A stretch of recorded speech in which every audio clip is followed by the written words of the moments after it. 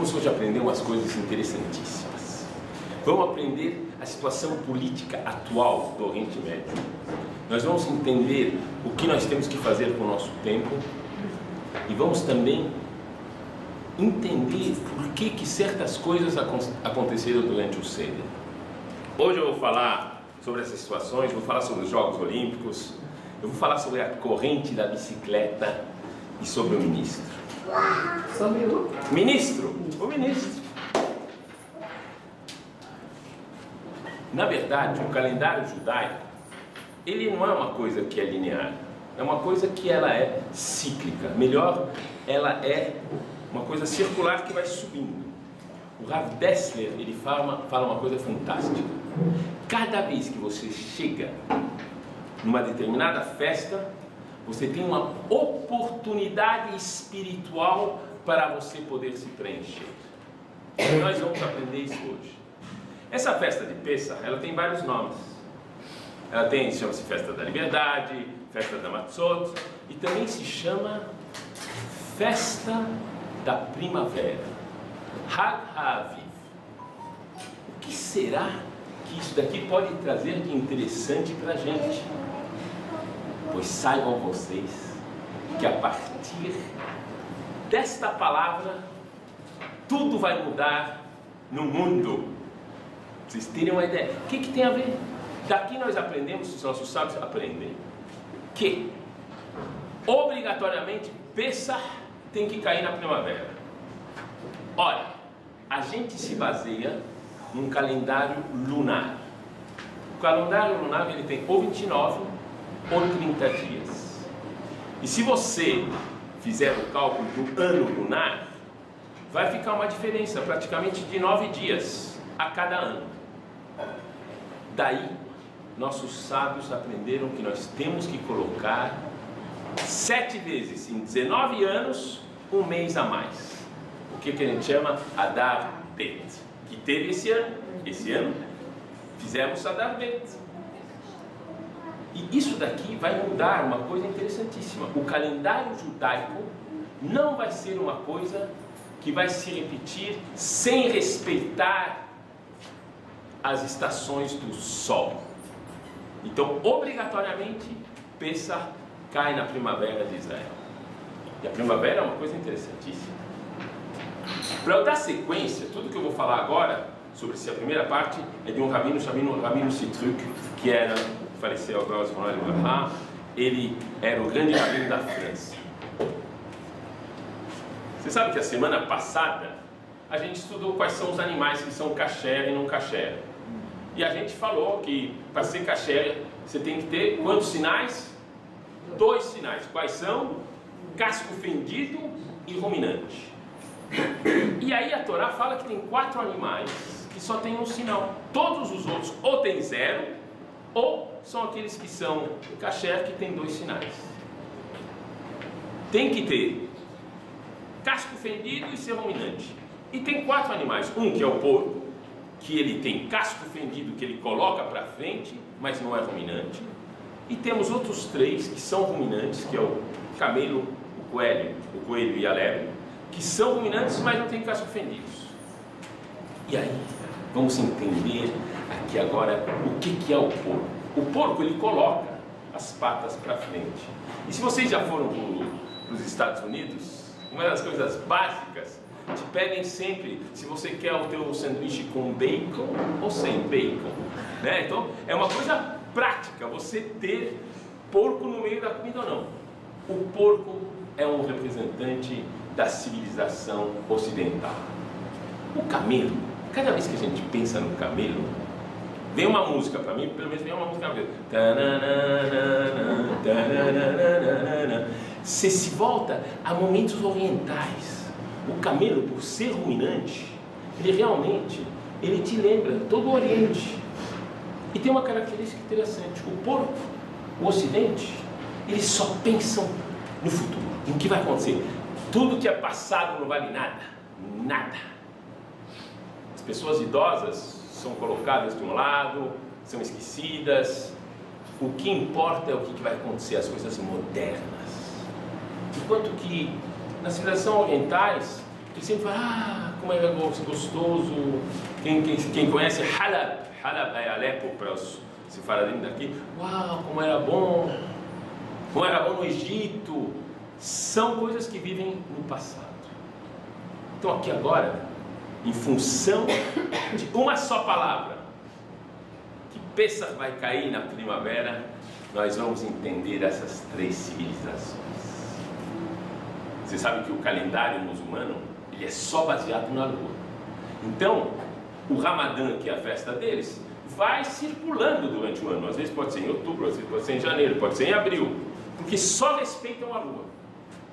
Enquanto que o calendário ocidental é só o sol. Então, a gente não vê influência nenhuma que a lua faz, porque a lua faz uma influência enorme na Terra.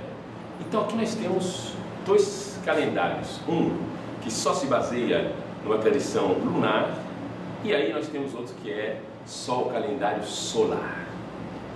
E temos a gente. A gente consegue fazer com que o calendário lunar e o calendário solar estejam juntos. Sabem vocês? Vou dar uma dica para vocês genial. Há pouco foi Rosh Chodesh aqui. Vai ser Pessach em que dia? Dia 15 de Nissan. 15 de Nissan tem uma característica. Como vai estar a lua nesse dia? Você tem alguma ideia? Como que ela vai estar? Cheia! Você sabia? Cheia, olha só. Cada 15 do mês hebraico, a lua está cheia. Cada 15 do mês hebraico, a lua está cheia. Uma coisa incrível. Você pode estar uma vez andando com o rabino, assim, você vê a lua cheia. Ô, Rav, hoje não é dia 15? O Pedro vai ficar impressionado. Você sabe? Tem que saber. Tinha aqui uma pergunta? Todo dia 15 é lua cheia. Todo dia 15 de um mês hebraico é lua cheia. É uma coisa fantástica. E todo Rosh Chodesh, começo do mês, a lua não existe. Ela vai começar a aparecer um fileto, assim. Porque esse é o calendário lunar.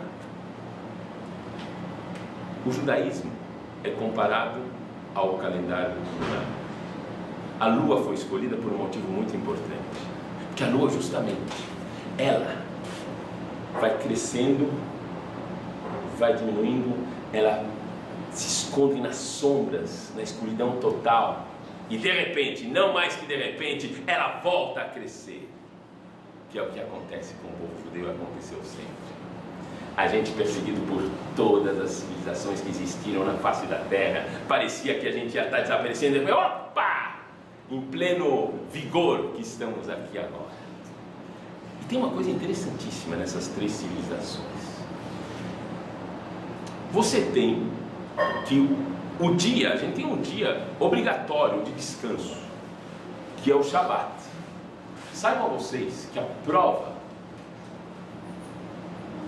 que o mundo foi criado por um ser acima de tudo, que é Deus, está nesta noção de Shabat, que o 7º dia tem que se descansar. Todas as manifestações da natureza têm uma explicação. O ano é o tempo que leva o Sol para dar a volta, na realidade da Terra, mas na realidade é o contrário. É a Terra que dá a volta em torno do Sol em um ano. Você tem um mês que é o tempo que leva 12 meses, na realidade, são fenômenos físicos, para dividir o zodíaco. Não tem nenhum fenômeno natural que explica uma semana de 7 dias. Não existe. Poderia ser uma semana de 10 dias, por que não? Muito mais natural. A semana de 7 dias é a única coisa que explica ela, é o fato que Deus criou o mundo em 6 dias e no 7º descanso. E todas as civilizações mundiais utilizam essa noção. Mas nós temos a obrigação de sim estar respeitando o Shabat.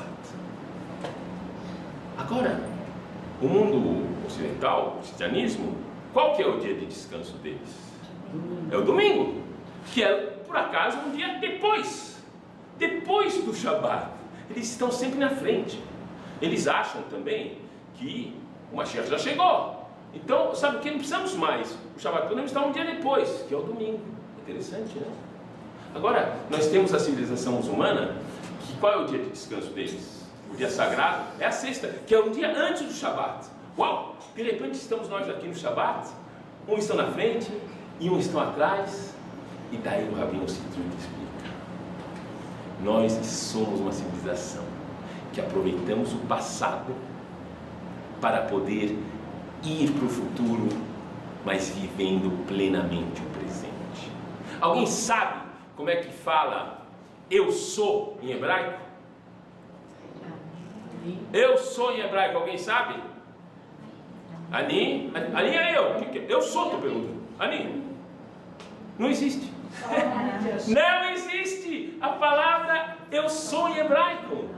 Não é incrível? Não existe. Sabe por que não existe? Porque uma coisa você tem que saber, eu sou.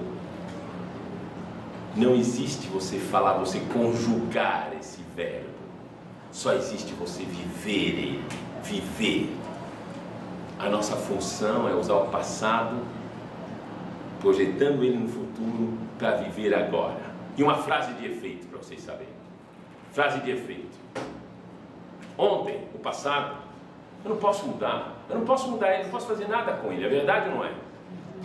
Amanhã, o futuro, não sei. É uma incógnita. O que vai acontecer? Não adianta eu me preocupar com o que vai acontecer. A única coisa que nós temos é o hoje. E o hoje é uma dádiva divina. Por isso é chamado presente. É um presente que nós temos, que Hashem dá para você viver, para você vibrar. Tudo isso com uma palavra.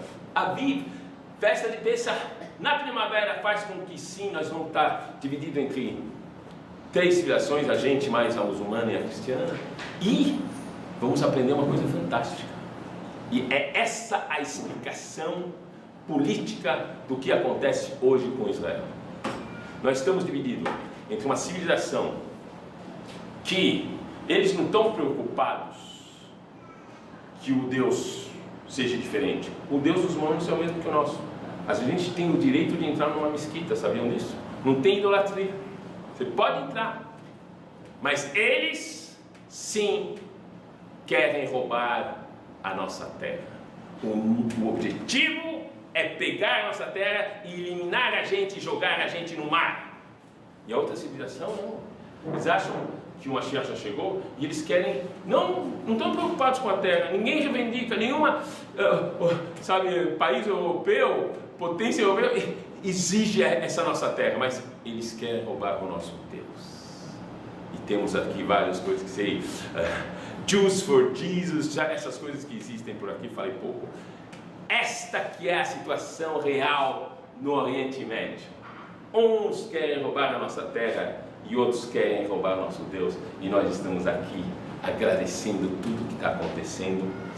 E agora, quando vai chegar Pesach, nós vamos ter uma oportunidade espiritual para poder entender da onde que saímos.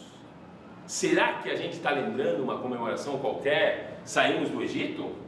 É isso que a gente quer? Pois vamos entender melhor. Vamos então falar um pouquinho do que é a matzá. Você sabe que a matzá ela tem uma característica. Qual a diferença entre matzá e pão? São exatamente os mesmos ingredientes. É farinha e água. Farinha e água, você faz tanto matzá como você faz pão. Não é fantástico? A única diferença entre matzá e pão é o tempo. É o tempo. O tempo é que qualifica se você pode ou não pode comer esse pão. Você obrigatoriamente, desde o momento que você pega a massa e joga a água, tem que passar no máximo 18 minutos até a matzá sair do forno pronta para ser consumida. 18 minutos. E uma coisa interessante, durante esses 18 minutos, não sei se alguém já viu como é que se faz matzá aqui, eu já fiz matzá, você fica o tempo todo, obrigatoriamente, mexendo a massa, para ela não fermentar. Então você mexe o tempo todo. E 18 minutos, daqui nós temos uma noção do que é o tempo. Você está aqui para entender que aqui, nesse mundo, você veio aqui para ser uma pessoa ágil, para ser uma coisa que vai ter resultados. Que você, nessa festa que é chamada Festa da Liberdade, você é obrigado a agir o tempo todo. E você tem um tempo que ele te faz, olha, você tem que fazer isso agora. E não esperar para depois ou para não depois o que você vai estar fazendo. São umas coisas interessantíssimas. O tempo vale ouro. Será que a gente não teve tempo de preparar a matzá para sair? Saímos em pleno dia. A ordem é: você agora vai sair. Saiba você, uma das ferramentas que você vai usar é que você não vai deixar para amanhã o que você pode fazer agora, hoje. Você vai passar a agir de verdade. Você sabe que quando a gente fala Agadá, tem 3 palavras que, se a gente não falar elas, a gente não cumpriu o seder. Alguém sabe quais são essas 3 palavras? Quais são? Pesach, Matzah, Umaror. Pesach, que era o corban que tinha. Pesach, a palavra Pesach, só para vocês saberem, ela quer dizer pular. Porque na realidade, na última praga, ia ser a morte dos primogênitos, e Hashem mandou a gente pintar os umbrais com sangue. E aí, Hashem pulava essas casas que eram dos Yehudi e não matava os primogênitos. Então nós temos o que a gente vai chamar o Korban Pesach, um sacrifício de Pesach, que vai existir mesmo depois que chegar agora a redenção, a Geulah, vamos fazer Korban Pesach, para vocês saberem. Então, lembra, justo antes da saída que a gente fez Korban Pesach. Outro lembra essa matzah, que a gente aprendeu que tem que fazer ela com rapidez, e que teoricamente todo mundo acha que é porque não deu tempo de preparar a matzah. E temos o maror. O maror são aquelas ervas amargas, que vai ser um alface amargo. E o que lembra o maror? O quê? A amargura. Então olhem só que uma coisa interessante. Todo mundo fala Pesach, Matzah, Maror, Pesach que é o Korban, outra Matzah, e aceitam facilmente que vão falar que são as ervas amargas. Mas se eu pensar bem, a ordem está errada. Está completamente errada essa ordem da noção do tempo. A gente teve a amargura muito antes do que a própria Matzah e do que o próprio Maror, do que o próprio Pesach. Quer dizer, o que aconteceu antes de tudo é a Maror. Então eu teria que falar Maror, Pesach ou Matzah, ou mesmo Maror, Matzah e Pesach. E a pergunta é: por que essa noção do Maror, que são as ervas amargas, que lembram as dificuldades que você estava sendo escravo no Egito, por que está sendo aqui falado depois? Por que essa inversão no tempo? Pois saibam vocês, é genial. Está escrito que Moshe Rabbeinu, quando ele estava falando com Deus, ele chegou e falou para Deus: me mostra a tua honra. Me mostra, deixa eu ver como é que são teus caminhos. E Moshe e Hashem respondeu: não existe a possibilidade que um homem me veja de frente e sobreviva. Eu vou passar, e quando eu passar você vai ver. Daí nós aprendemos que você, no meio de um sofrimento qualquer que você está, no meio que você está apertada, que você está realmente mal, você não consegue perceber que Ele está nesse momento te dando a maior ajuda possível que existe. Só depois que passa, e você olhando para trás, você fala: uau, isso me formou, isso fez com que eu seja realmente uma pessoa forte, isso foi a melhor coisa que pode ter acontecido na minha vida. Por isso, quando de manhã a gente fala uma coisa que se chama Berkat HaShahar, a gente fala várias coisas. Obrigado, Hashem, por me dar roupa para me vestir, por me abrir os olhos. E vai ter uma, tudo está no presente, menos uma Berahá, que é She'asá li kol sorki, que me deu tudo o que eu precisei. Por que está no passado? Porque você só consegue perceber que Ele te deu tudo o que você precisou quando passou um tempo. E você olha para trás e fala: uau, que fantástico.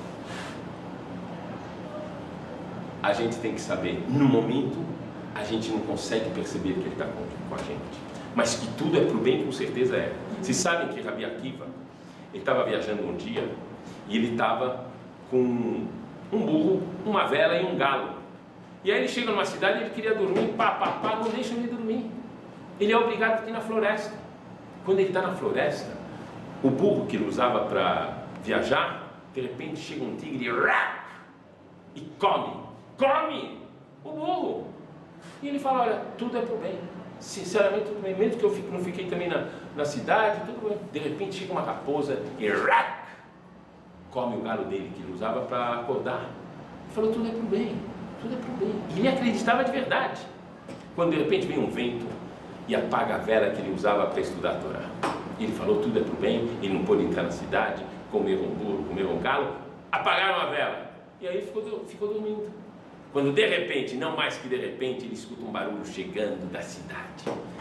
E aí ele percebe que lá está um bando de assassinos, de criminosos, de ladrões que estão batendo, matando e saqueando toda a cidade. Aí ele entendeu. Ele falou, se eu tivesse entrado na cidade, eu teria também sido pego com os outros. Se meu burro estava vivo, ele teria feito barulho, eles teriam percebido. Se meu galo também estava vindo, um cocoricó qualquer teria chamado todos os ladrões. E se a vela estava acesa, eles teriam visto. Tudo é para o bem. Essa história é conhecida e todos vocês conhecem, talvez uma grande parte conhece. O que vocês não conhecem é o que eu vou falar agora. E isto é o importante. Rabi Akiva teve um mérito. No mesmo dia, algumas horas depois das coisas ruins que aconteceram, ele teve a resposta que aquilo lá era o melhor que poderia acontecer para ele. Para a gente, às vezes podemos levar alguns anos para perceber o que acontece e que nós vamos sim ter a melhor coisa. Se vocês hoje se sentem apertadas, se sentem difíceis, saibam vocês que com certeza está sendo um grande momento da vossa vida. É excelente vocês terem essa ideia, vocês sabem.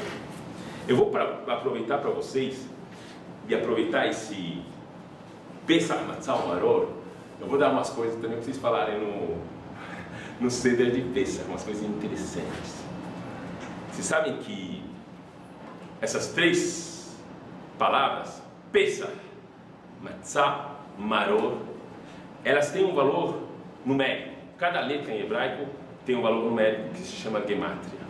Se você somar essas três palavras, que é Pesach, Matzah, Maror, eu vou lá falar para vocês aqui, depois vocês podem checar. Pesach vale 148, Matzah vale 135 e Maror vale 446, que dá o valor numérico de 729. 729 não é um número qualquer. É um número que, se você pegar o número da verdade, que é o número 9, sabe que o 9 é o único número que, multiplicado por qualquer número, sempre vai dar 9. 9 vezes 8, 7 e 2, 7 mais 2, 9. 9 vezes 6, 54, 4, 5, 9. É o número da prova dos 9. É verdade. 9 vezes 9 vezes 9 dá exatamente o número 729. Interessante. Por que é interessante? Porque nos dizeres e nas rezas que a gente tem de repente umas coisas que a gente fala, e uma das coisas que a gente exige e a gente pede para Deus é que seja quebrado o nosso maior inimigo, o Satã, que é o representado na realidade pelo Hametz na festa de Pesach. E a palavra usada, para quem conhece um pouco, é Querá Satã. A palavra Querá Satã vale 729. Cada vez que a gente fala Pesach, Matzah, Maror, nós estamos realmente combatendo o nosso maior inimigo e aniquilando ele. Vocês sabem, tem uma ideia em relação a isso daqui. É uma coisa de Gematria para vocês lembrarem. 9 vezes 9 vezes 9, 729. As três palavras Pesach, Matzah, Maror vale 729. Querá Satã, que aniquilemos. O Satã também é 729, dá para falar isso. Eu vou dar outra coisa de Gematria para vocês gostarem também, para vocês terem uma ideia. Tem uma discussão na Haggadah que é interessante. Tem Rabi Yossi Aglili, Rabi Eliezer e Rabi Akiva discutem quantas pragas aconteceram, tanto na terra como no mar. E vamos ter uma coisa interessantíssima. Chega Rabi Yossi Aglili, ele fala assim, olha, na realidade teve 10 pragas na terra, e no mar, como que achamos a mão, que são 5 dedos, tem 5 vezes mais, tem 50. Então ele totaliza um total de pragas de 60 no total no Egito. 10 na terra e 50 no mar. Rabi Eliezer, ele chega contra o raciocínio, ele fala, não, foram 40 na terra, e 40 vezes 5, que são 5 vezes mais, são 200, foram 240 total de pragas. E aí nós vamos ter um número de 240. E Rabi Akiva fala, não, na terra, está escrito na Haggadah o que eu estou falando para vocês, na terra foram 50, e no mar foram 5 vezes mais, são 250.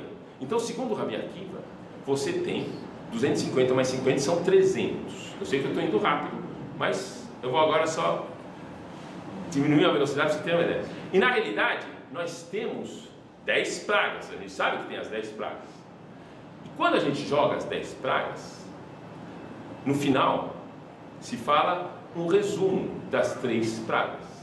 São 3 palavras que são o começo de cada letra, então são mais 3. No total vamos ter 3 com mais 10, e aí nós vamos somar o que os nossos rabinos falaram.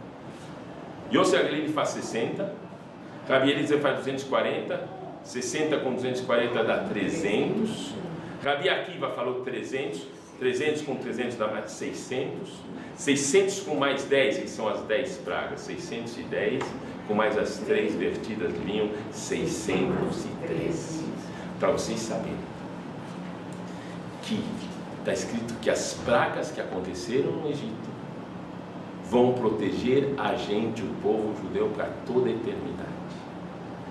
Cada uma dessas pragas, 613 mitzvot, cada vez que você vai fazer uma mitzvah, você vai estar se defendendo sobre tudo que pode vir te atacar. Está aqui a prova, uma prova matemática do que são as pragas no Egito, que não podem voltar sobre o povo judeu. É uma coisa interessante para vocês pensarem sobre isso daqui. Agora eu vou explicar uma coisa interessante. Quando você come matzá, o que você está comendo realmente é uma coisa a mais do que um simples pão que não fermenta. Sabe que o homem que tirou a gente do Egito é Moshe Rabbeinu. E ele é considerado o homem mais humilde que já teve na face da terra. Certo? Está escrito. E a matzá, uma das coisas que ela simboliza é a humildade. O contrário da humildade é o orgulho. O orgulho, o que é uma pessoa orgulhosa? Vocês já viram uma pessoa orgulhosa? A pessoa orgulhosa, o que ela tem? É que ela se infla. Se infla. Cada vez mais ela se infla. E tem uma coisa: quanto mais ela se infla, mais ela se afasta da humildade, mais se afasta do Criador. A matzá, ela vem te lembrar isso nos teus relacionamentos, teus amigos, com o companheiro, com filhos. Murcha um pouco. Não precisa você o tempo todo estar jogando isso. Sabe o que? Começa a ter um relacionamento mais simples, mais normal com as pessoas. Você vai ver que vai mudar tudo. Isto que é a matzá, a humildade. E essa humildade, por que ela é importante para você saber? Se você passa a ter uma humildade real, você consegue reconhecer o bem que estão fazendo com você. Você consegue ter essa característica que também Moshe Rabbeinu tinha. Moshe Rabbeinu, ele era o homem também mais grato que já teve na face da terra. Ele agradeceu tudo. Ele, por exemplo, foi salvo do mar por Batiá. Foi salvo. E até hoje tem mulheres judias que se chamam Batiá. em reconhecimento a Moshe por essa mulher que o salvou. Moshe Rabbeinu foi salvo da água, ele se recusou a bater na praga do sangue, a bater na água. Ele falou não, apesar de ser um mineral. Ele tinha o pó que cobriu um egípcio que ele acabou matando, ele se recusou a fazer a praga do pó, que ia encher de piolhos, na verdade, todo o Egito. Será que o mar sente, a água sente, o pó sente? Quem sente é o homem. Você aprender a ser realmente grato é uma coisa genial. Tanto é que Moshe Rabbeinu, ele pegou, quando ele resolveu sair para ir ver o que acontecia com seus irmãos, ele saiu do conforto, de uma zona de conforto. Ele morava no palácio, e ele chega e ele vê que tem um egípcio batendo num Yehudi. O que ele faz? Ele mata! Calma aí, Moshe Rabbeinu, é nosso rabino. Já pensaram agora que os nossos rabinos saírem aqui começando a dividir brigas? Não, a última vez, depois ele sai de novo, ele vê dois irmãos brigando. O que ele faz com os dois irmãos? Parem aqui, segura isso, tal. E aí, ele é obrigado a fugir, porque ele fala, você vai fazer com a gente o que você fez com o egípcio? Ele tem que fugir, ele vai para uma cidade chamada Midian, ele chega lá, tem um poço, e de repente tem umas mulheres que estão sendo importunadas por uns outros pastores lá. O que ele faz? Ele chega lá e briga com os pastores. Será que é possível? Moshe Rabbeinu, imagine vocês aqui, o rabino de Joel, chegarem agora num lugar com um bastão e são Moshe Rabbeinu. Como será que Moshe virou esse lutador em si? E eu explico o fenômeno porque ele é genial. Moshe Rabbeinu, ele foi salvo. Ele foi salvo por Batiá porque estava na água. E ele, com a gratidão que ele queria, ele falou, sabe o que? Eu tenho que ser grato. Eu tenho que ser grato para Batiá. Mas eu vou aumentar isso. Eu vou globalizar essa característica da gratidão. Eu fui salvo, eu vou ser um salvador. Você passa a globalizar para todo mundo essa característica da gratidão.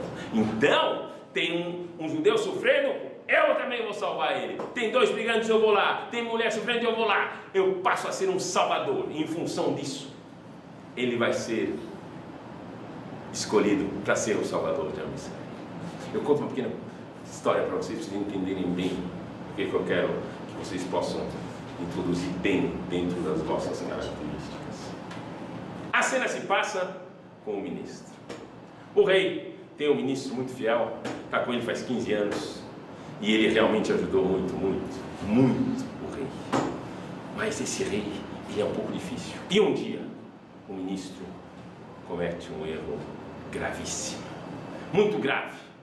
Na hora ele percebe que ele está perdido, porque ele sabe que esse rei não perdoa.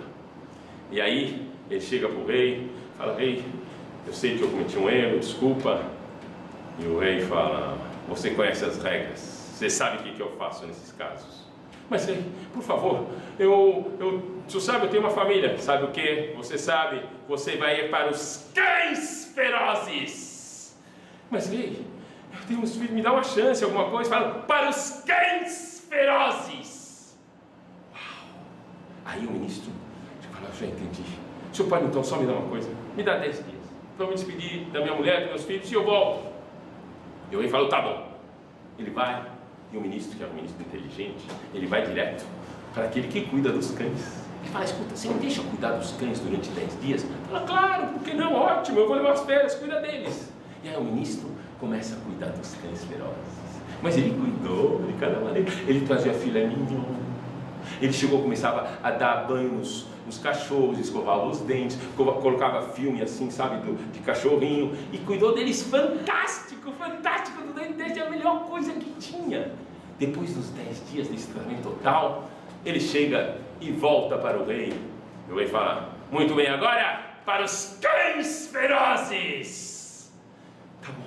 Tá bom, majestade. E aí ele vai, e o rei vai, e ele manda toda a corte chegar para assistir, e aí vão se abrir a jaula dos cães ferozes, os cães ferozes saem e começam a correr, gritar, latir, e chegam em cima do ministro, e um começa a lamber ele, outro começa a gritar, e o rei fala, não entendo, o que está acontecendo, como é que é possível uma coisa dessa? Fala, uau, mas, senhor, vou falar, majestade, o senhor tem que saber uma coisa, durante esses 10 dias, eu cuidei deles, e realmente, eles não podem ser tão ingratos, eles não vão fazer mal. Uau! O rei escutou e entendeu, e realmente ele acabou salvando o ministro.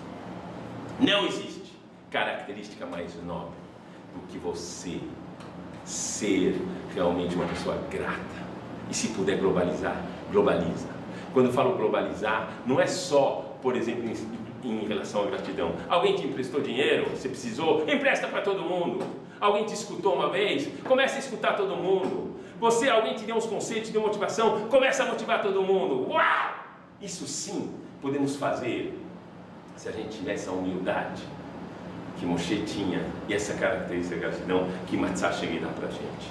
E eu quero agora passar para vocês uma noção ainda mais forte e importante em relação a isso daqui. Vocês sabem que uma das coisas mais importantes que nós temos é a memória. Quando chega a noite do Seder, a gente tem a oportunidade de repassar para as outras pessoas uma noção do que aconteceu e do que vai acontecer. Está escrito que falam assim, que hoje uma pessoa que ensina, ela é o elo de uma corrente que vai até o Monte Sinai. Por que está sendo usada essa imagem de um elo, de uma corrente? Pois, quem falou isso daqui é o Matatiah Salomon. Quando eu escutei, eu realmente estremeci.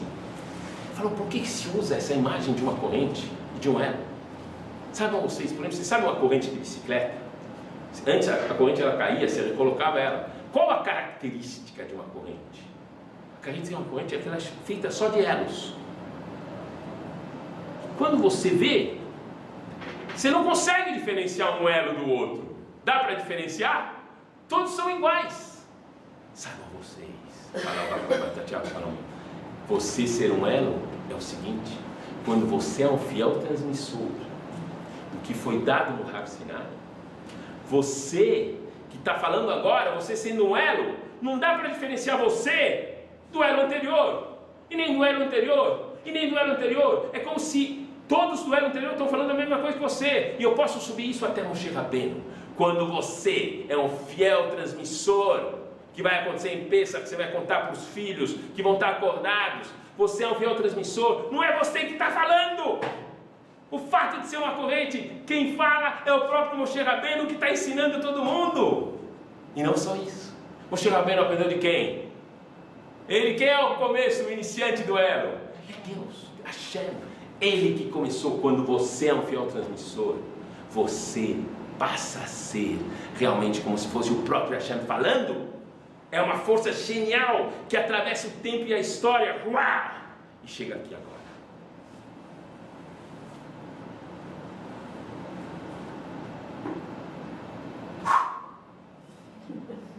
Escutem bem. O Seder é uma das coisas fantásticas para a gente aprender. Do primeiro Seder, a gente pode aprender coisas fantásticas. Alguém sabe quando foi o primeiro Seder? Alguém tem ideia? Em Mitzrayim eles fizeram Pesach. Escutem vocês, o que essa velha aqui está falando. O primeiro Seder da festa da liberdade aconteceu antes da gente sair do Egito. Festejamos a festa da liberdade antes de ser livres. Não é uma coisa, ninguém pensou nisso, é uma coisa interessantíssima. O primeiro Seder foi feito por ordem de Hashem antes da gente sair, antes da gente ser livre de verdade, antes do mar se abrir, antes da gente chegar. Por que será? E isso eu quero explicar para vocês.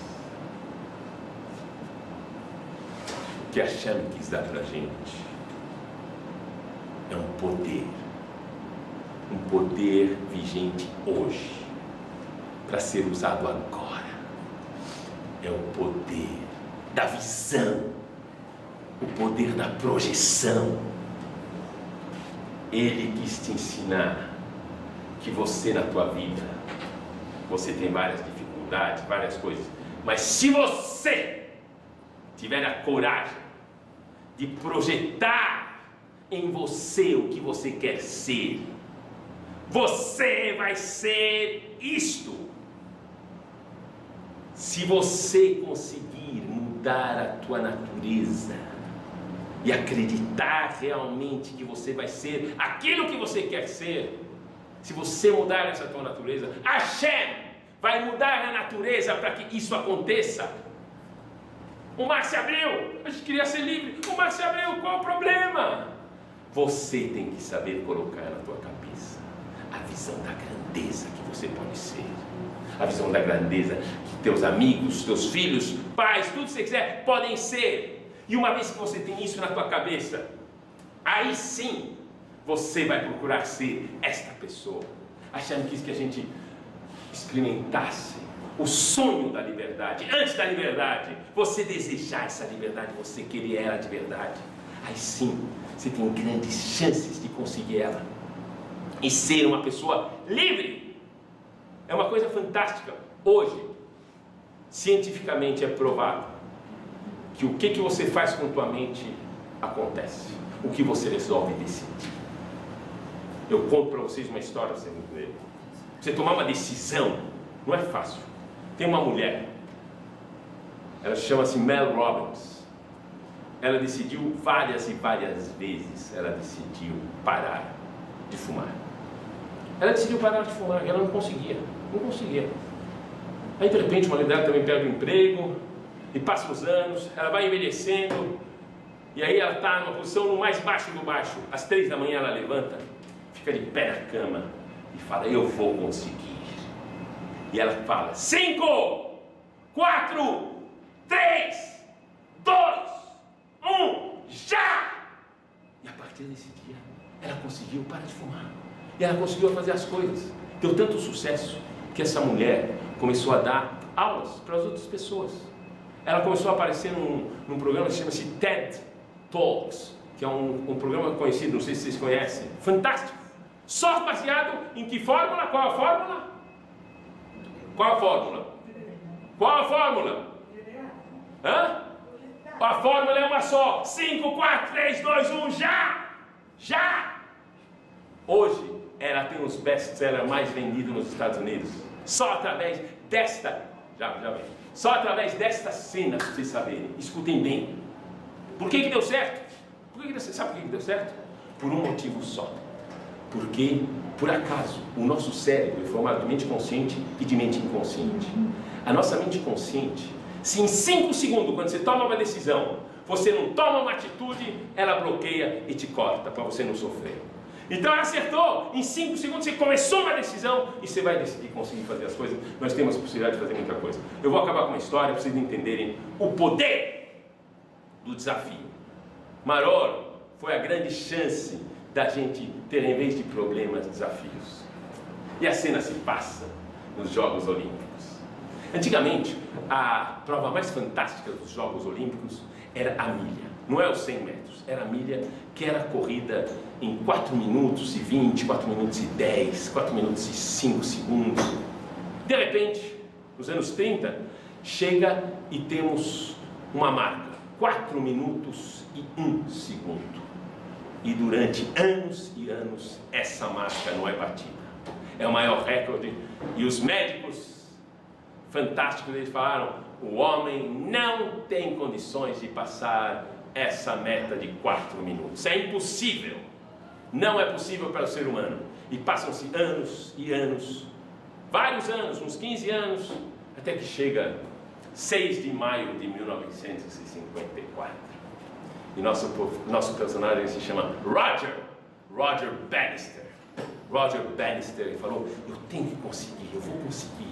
Ele treina, e vai ter uma corrida.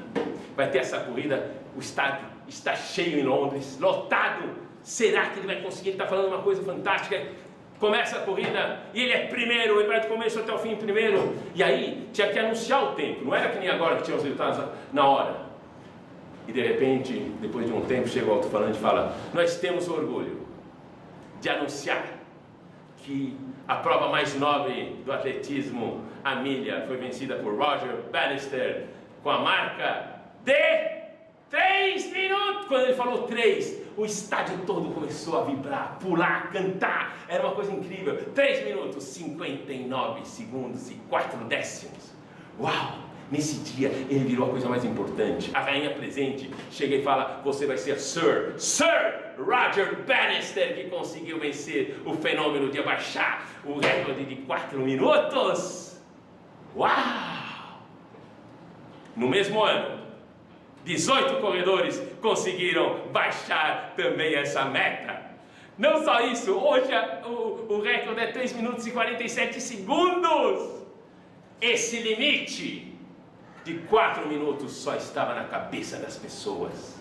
Você tem que se libertar dos limites que você se impõe e ser realmente livre e tentar fazer tudo que vocês podem. Aproveitem essa oportunidade espiritual. Foi fantástico falar com vocês. Tudo de bom.